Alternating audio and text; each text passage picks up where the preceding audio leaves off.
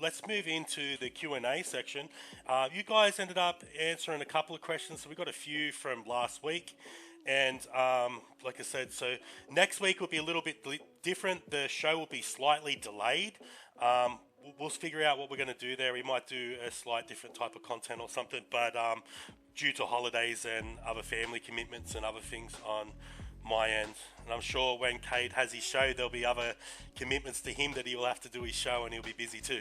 Right, let's have a look and pull these up. You going to read these out, or you want me to end up doing them? You just read them out, brother, and we'll both give our opinion on them, I guess. Right. I'm sure we've got different opinions, so it'll be interesting. I will use my reader to read it, and it will tell us then. It will go through the screen. What do you do if you are craving something sweet or savory? Did you hear that or not? No, I do. I don't hear that. What do you do if you are craving something sweet or savory, and you want to stick to your nutrition, obviously? What would you do? Okay. Yeah, well, the first thing I would do is have a look at my total daily, like macros and stuff like that, and I'd go, all right, is this sweet or savory going to fit into my macros? Or, is it going to be a trigger food? Is it going to be something that's easily accessible in your house, that's, in the cupboard, it's easily to access, and, you're going to eat one, then you're going to eat 50 of them? You got to have a look at that. So if it's a trigger food, what I'd recommend sort of thing, if it's a sweet and savory thing, you're craving something, maybe don't have it in the house. If you know that you're going to eat one, then eat 50 of them, and then you're just going to ruin your diet for the week. What I would do is I'd probably just buy like a single serving, or, I'd walk to the shops and buy a single serving of whatever you're craving. Generally, that's something that I would do. Personally, I don't buy any rubbish in the house. So, if I don't see it, I don't crave it. But if you are craving something, if you are craving like sweets or savories and stuff like that, maybe learn to make it yourself, half the calories in it and double the protein in it. Like if you want ice cream, instead of having like the store-bought ice cream full of, simple carbohydrates and sugar, you can have a look at my recipes and go, this is how to make ice cream that's got 50 grams of protein in it, 3 grams of sugar, Look at the macro difference. Absolutely amazing, right? It still tastes really good. Doesn't taste as good as a store-bought one, but, 70, 80% of it. If you're willing to learn and, track your nutrition properly, things can be a lot easier. If you're willing to, learn how to make things from scratch at home, you can half the calories, double the protein in basically everything, all your favorite meals. Awesome. So that's what I would do, personally. So what I'd do, I'd use a slight different tactic. There's, like I said, you can do that too, especially if that fits your food for, or if you were flexible dieting, or if you're doing something like that. Yeah, that's definitely a good tactic to do. But what I'd do, so I'd have a cleaner source of food, similar to what you do. But if I was craving something savory, what I'd use is macadamia nut oil and make myself some popcorn.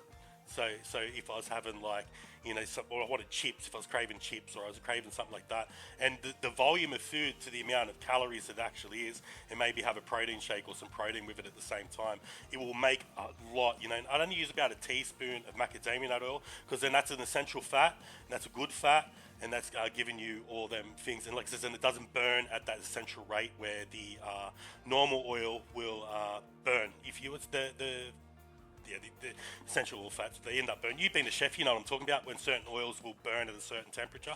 Yeah. Cool. Yeah. So that's just because of that factor. But by saying that, obviously it's not going to taste as good if you use a normal oil, but it's better for you. That's why that decision is made, and just use a teaspoon. And that will solve it if you're craving chips. If you're craving, say, there's something sweet, I use a lot of sugar-free things, you know what I mean? That, is not as good for you. Yeah, it's not as good for you for your, it can cause all these things. Remember me saying we listen to these studies? I've got no idea. If it's going to make me stick to my diet, I'd rather do that than not. So, sometimes I'll take some sugar-free super dupers, you know what I mean? Them things are about 1 gram of carbohydrate. So it would depend on what type of nutrition you're doing as well.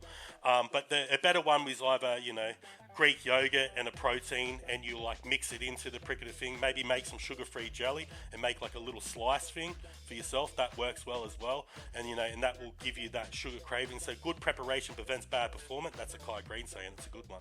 So you could just make your sugar-free jellies, have them in the freezer. So when you do have that craving, you've got it there, and you're not going to go binge on something. Because sometimes easier said than done. Not having the things in the house. When you got kids, you feed them that type of shit. They go to school, they go this, it depends because they want that, it's just because I'm doing a diet, I don't need to make them suffer and not eat the foods that they want as well. Within reason, you still want them to grow up healthy and things, obviously.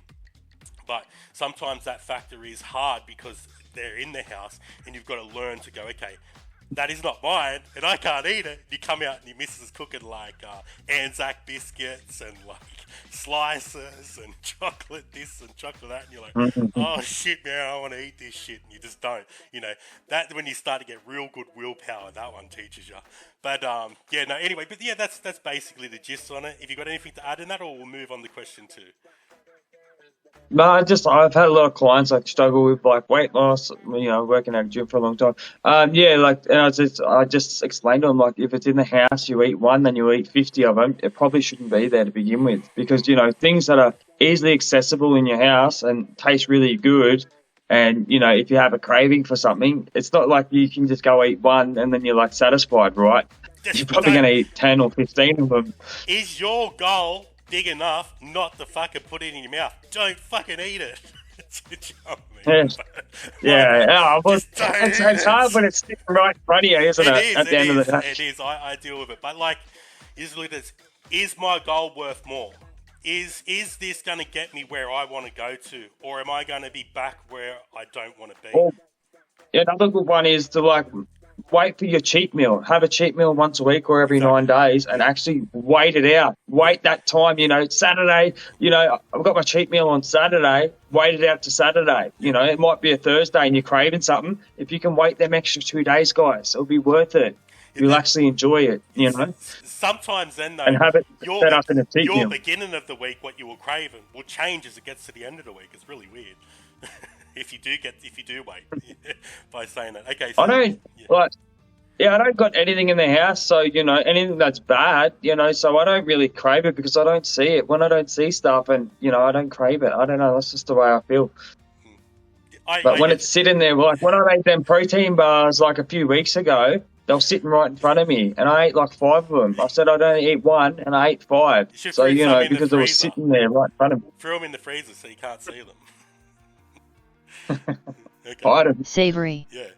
2. What can I do to stay motivated? Okay, here we go. We already sort of half touched that subject as we're going. What can I do to stay motivated?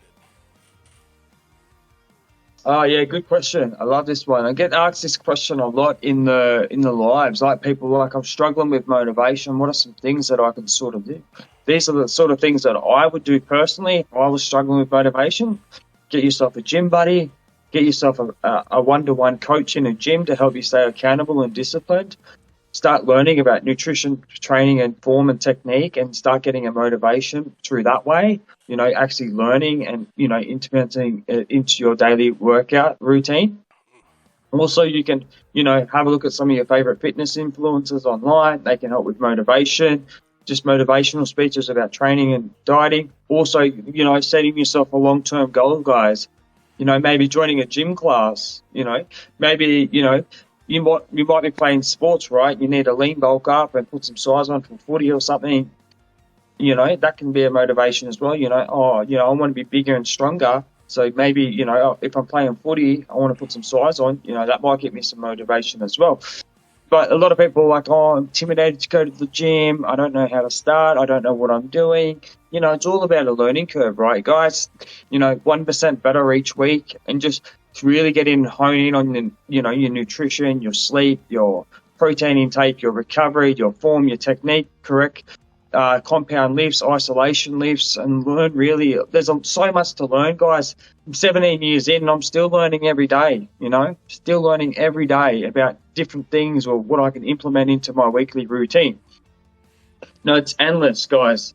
And motivation will come within, you wanting to actually do it, turn it into a discipline, it's like brushing your teeth, right? A motivation will go from a motivation to consistency to a discipline to where you just go there and do it. Once you get to a disciplined situation like me at the moment, you just go there and you just get it done, regardless on how you feel, or if you don't have any motivation, you still go because it's like a discipline, right? It's like brushing your teeth every night. That's how I sort of get around motivation. So motivation is overrated. Okay, if you are relying on motivation, it's going to make it difficult to get what you need to get to. Motivation runs out very quick. Like I said, you need to make something a must. I agree. You know what I mean? And make it a habit. 3 months to set a habit. Just do what you've got to get done. Once it's done, it becomes a habit, or you just make it a must. You know how you get up each morning, you brush your teeth, or you get up and you go to work. You're like, it's got to be done, I've got to do it. You treat it with the same discipline and the same reaction, and then, is this going to make me better if I not do this day? And obviously it's not, so you don't want to miss days, you don't want to miss meals, you don't want to, obviously if you're sick or something, try not to. So, that's where it becomes, you want to reinforce that good habit.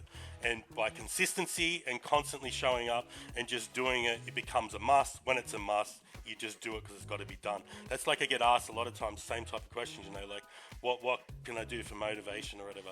If you ask them what you can do for motivation, it's not going to get you what you need to get. You will start, you'll stop, you'll start and you stop. It's like a different type of mindset you've got to get into just to change what it is. It just has to be done. That's just the way I look at it, and that's what I've sort of implemented with clients and other things, and I see it works more efficient for them, especially, like when some of them, will train with me for 2 or 3 months, get that done, and then they're quite easier to train by themselves, or when I do their programming and keep them accountable with the check-ins once a week. It depends on how you're going about it, but yeah, so I think that's basically all I got to say with that. And the other one is find good content you like to listen to. Like I listen to a lot of Stoicism at the moment. That's good. I like that. There's a few other motivational people I still. I think everyone sees them on my shorts all the time. I drown you with them and pump you with them. But like them things help as well sometimes. But you got to be in the mood for them things because they get overdrained if you listen to too much of them, and then they don't receive the amount of power that they need to receive. Okay, let's get on to the next question. If you haven't got any more to add on that one. No, I'm good. I'm pretty much said what I had to say about it. Sweet. Okay. 3. Do you believe in using a little bit of bad form too? Okay. Do you believe in using a little bit of bad form to move more general weight? So basically what I do in my training personally, I'll go to complete failure. I don't generally try and get bad form ever. I always try to stick to my, amazing form, good technique, good form. Maybe instead of doing bad form, what you could do is you could do like a drop set, or a drop set, or an afterburn set, or whatever. A down set, really. That's what I'd sort of do. So if I was going to go, maybe for 40 seconds, do 20 kilo alternating, supinated dumbbell curls. Instead of going into that bad form to lift that little bit of extra weight, I'd just do like a quick drop set. So maybe I'd grab the 10 kilos straight away after and just keep going to complete failure. But, I don't think a little bit of bad form, if you're shifting a lot of weight, is too bad. It's just, if you're at complete failure and then you start using bad form with no energy and you basically going all out at the end, I don't know, there could be a risk of injury there, in my opinion. Yeah. What do you think about it? Yeah, so basically it depends on what training phase you're in. If I'm in, like I said, progressive overload phase that I'm in now, I would use the bad form for my last set. So basically I would want 3 or 4 of my reps really, really like still good form, especially when I first lift that weight. The last 2 or 3, so I'm struggling when I'm getting to 6 or 5 or 8. There's a little bit, say if I was doing a bicep curl, there'd be like a little bit, but the rest of them are like strict. Do you know what I mean? Just a little bit if I've got the food due to the injuries and the other things. So I do believe in a little bit of sloppy form when you're moving more weight and you've got the food consumption to get away with it. If you were less calories and more sort of similar to what you're doing, I wouldn't use as much to failure then. I wouldn't use as much. I use a different technique. So then I'd use similar like a drop set or, but I would use them in different phases. So I'll go, okay, this exercise, I'm going to do one exercise. I'm going to do all sets of 20. Or this exercise, I'm doing all sets of slow reps. Or this exercise, I'm doing pyramid setup 1 to failure. So I'll pick all the different routines and then go through them individualized through the different methodologies of training. There's more too, where you do the really high rep stuff. But realistically, anything over 30, they try to say it's not going to work. But I've found anecdotally that when I was doing the feeder sets, I was doing the feeder sets. The Rich Piana usually got into the feeder sets a lot. When you do the feeder sets, my arms went from 20 inches to 23 inches. I was doing them every single day. I did them once every day in the evening before I went to bed. Exactly how I was thinking. So it was 100 sets on the bicep curl, 100 sets with dumbbells on skull crushers. I'll do that 3 times, and then I would go to bed. I did it for about 3 or 4 months straight. But mind you, I was eating 10,000 calories a day when I was doing this. Jesus. I ended up blowing up to like 150 kilo.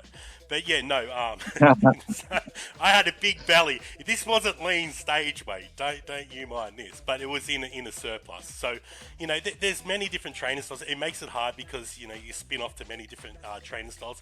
But I believe bad form can be actually utilized and used to move a little bit more weight, but as long as you're not doing it from the beginning on your first, But if you try to lift too heavy straight away, it's just wrong. You're gonna end up with an injury trying to use bad form off the first lift. But if you're doing if you get 5 or 6 heavy reps, and then maybe the last 2 or 3, it's a little bit out. I guess it's not too bad, but try and keep it as quick. You at least got to get to them 6 reps. You know what I mean? Or it was too heavy. Yeah, but that's right. Yeah, but like I said, I did a long-winded question for that one. Let's move on to question 4. Okay. My dog just come said hello to me. Did he? Pull his head up. What is he? Come here. Golden Retriever, purebred puppy. Oh, yeah. Nice. Yeah. G'day, pup. He looks. Oh, he doesn't like us. 4. Is there such thing as He overtraining? always comes and says hello to me, man. He loves me. Okay, now the next question is another controversial one. Is there such thing as overtraining? Look, I'll be completely honest, man. Most people train half-assed, let's be honest. The people that train half-assed aren't going to get to, overtraining, in my opinion. No. The people that train, 3, 4, 5 hours a day, then potentially, there is a thing called overtraining. But how much of the percentage of the world overtrains? Rarely anyone, right? There'd be such a small percentage that do overtrain and that do need them extra days of recovery and should back it down a little bit. But, overtraining, it is possible, but most people, general population, won't probably ever get to that stage unless they're, training 6 hours a day, 5 hours a day. I don't know. That's what I think personally. I've watched Greg Doucette talk about, overtraining. He reckons that most people can't get to that stage. Only a very small percentage can overtrain in the world because, most people train, half intensity. They don't know enough about reps and sets and, pushing yourself to absolute failure, things like that. But, I think there is a thing called overtraining, in my opinion. It just takes a lot of work to get to that overtraining situation, in my opinion. I've experienced it, but not training as much as that, less. I was probably training about 3 hours when I would train. But like I said, I would spend, it is, realistically, at the end of the day, I think it comes down to food. It's all that stupid food thing again. Because if you shuttle more nutrients into your body, it will just heals more efficiently. Do you know what I mean? And your sleep. Your sleep comes down. So, during that time, I noticed I was very sleep deprived. So I think that fatigued and just didn't let me catch up. And because I was younger, I was just like, I'll train 7 days a week. And that, after a period of time, it didn't happen straight away. What happened was it slowly kept building up and building up and building up.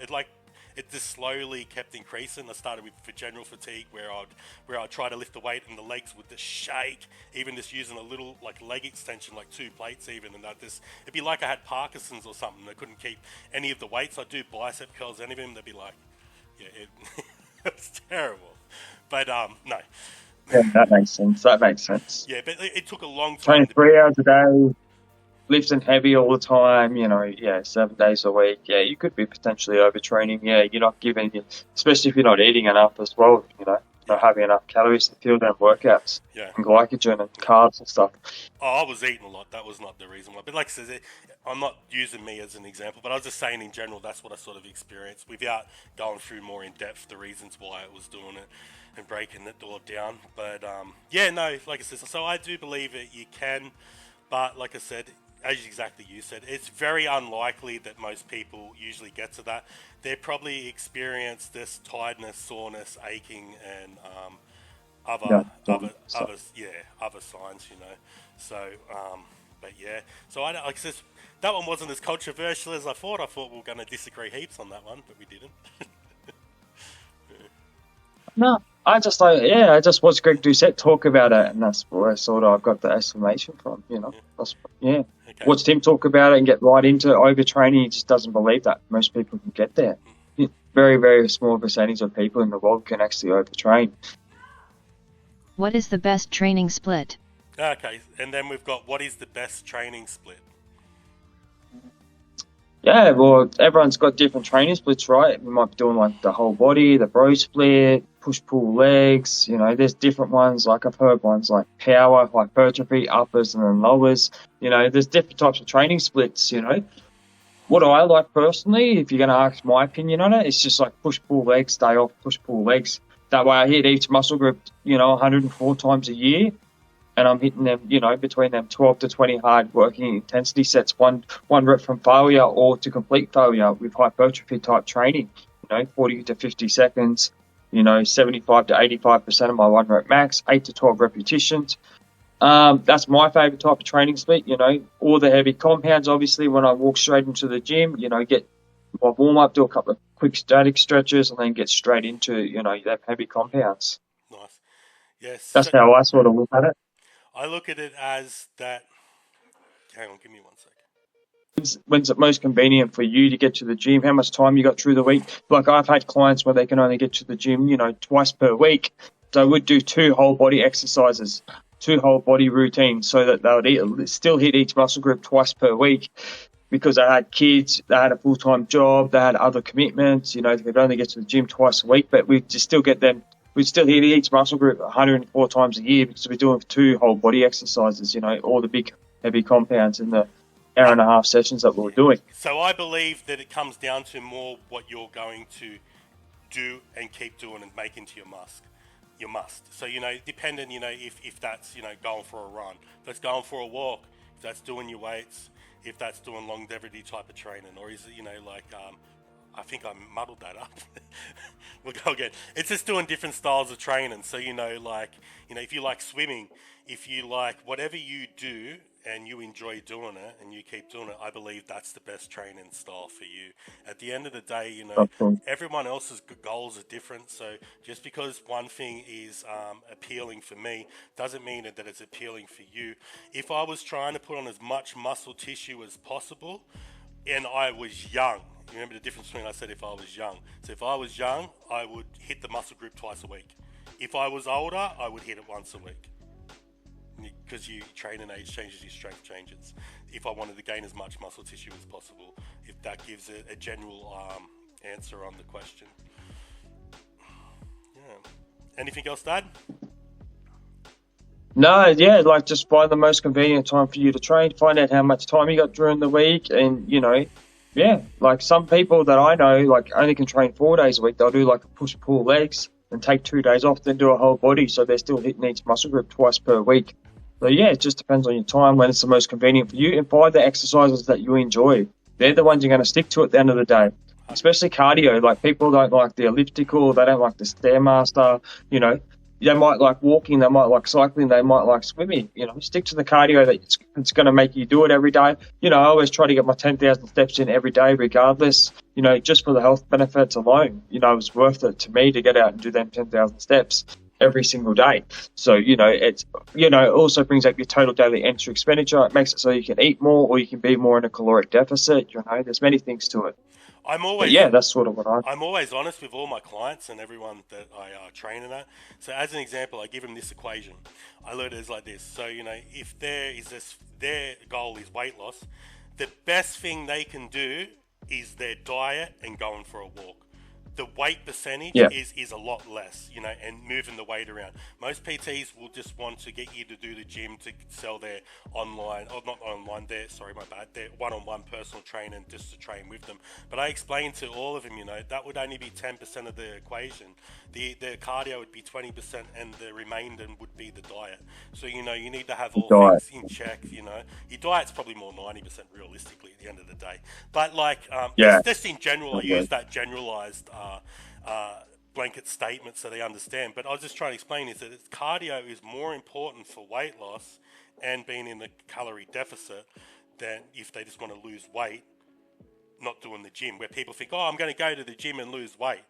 If anything, you're going to gain muscle. But by saying that, by having the muscle tissue, that gives you more calories to get away with, because the more muscle tissue you have, the more higher amount of calories you can eat because you have more mass. So it helps. Yeah, they all work synergistically together, Yeah.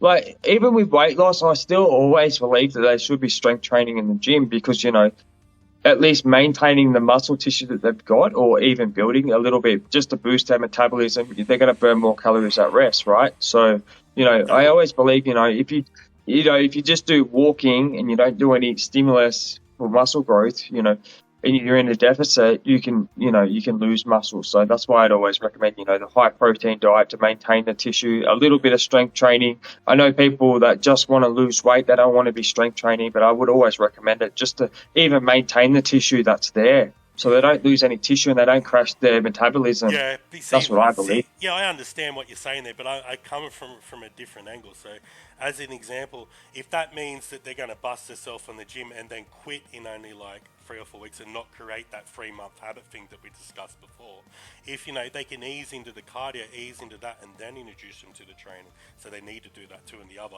It depends on the stage of your client too. So, but like I said, I was just trying to say, if their main goals with that, I was giving it a generalized blanket statement. But if it was just during some muscle issues, we would use the other statement of keeping them training. You definitely would want them to train because they burn more calories, as stated. Well, I think we're going to wrap it up unless you've got anything more to add. Nah, man, I'm pretty good. That was a pretty good conversation. Sweet. I'm about to go have something to eat, then go to the gym myself, so, Right. Awesome. Right, we're wrapping it up, guys. See ya.